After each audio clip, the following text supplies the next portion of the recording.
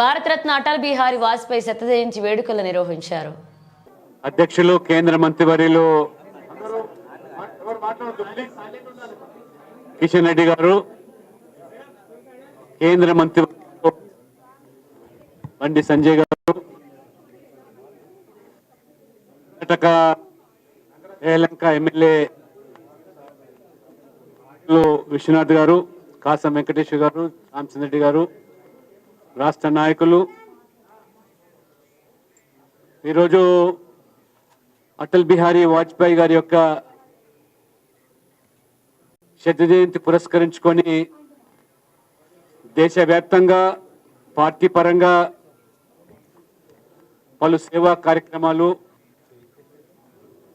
వాజ్పేయి గారి యొక్క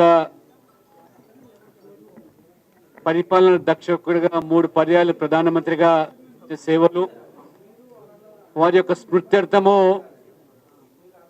ఈ ఏడాది పాటు ఈ సంవత్సరం కాలం కూడా అనేక కార్యక్రమాలు చేపట్టాలని, అదే పంతాలో నరేంద్ర మోడీ ప్రభుత్వం కూడా ఈ సంవత్సరం కూడా వాజ్పేయి గారి యొక్క శత జయంతి ఉత్సవాలు జరుపుకోవాలని తీసుకున్న నిర్ణయం మేరకు ఒక పండుగ వాతావరణంగా ఇవాళ ప్రభుత్వ పరంగా పార్టీ పరంగానే కాకుండా స్వచ్ఛంద సంస్థలు సివిల్ కూడా వాటి పట్ల ఉన్నటువంటి గౌరవము అభిమానం దృష్ట్యా ఈ ఏడాది కాలం కూడా కార్యక్రమాలు నిర్వహించడానికి పార్టీ కూడా పెట్టింది.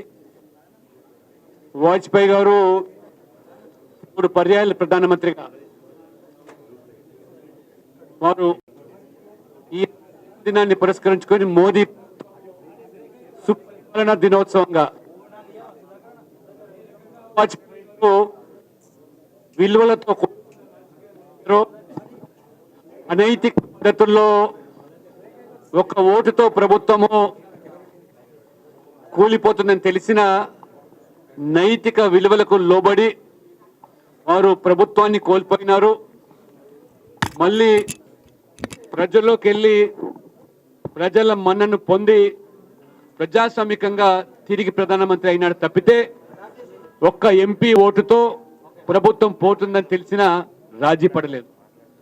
అటువంటి నైతిక విలువలతో కూడుకున్నటువంటి రాజకీయాలు నడిపిన మహోన్నతమైన వ్యక్తి అటల్ బిహారీ వాజ్పేయి గారు.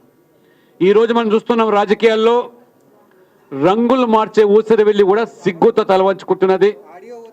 ఎమ్మెల్యేలు ఏ పార్టీలో గెలుస్తూ ఉన్నారు, ఏ పార్టీలో మంత్రులు అవుతున్నారు, ఏ పార్టీలో మరి ఎన్నికల్లో పోటీ చేస్తున్నారో ఇవాళ మనం కల్లారా చూస్తూ ఉన్నాము. దానికి ఇవాళ ఒక ప్రయోగశాలగా తెలంగాణ మారింది. ఏ ఎమ్మెల్యే ఏ పార్టీలోనో కూడా ఎవరు చెప్పలేని పరిస్థితి.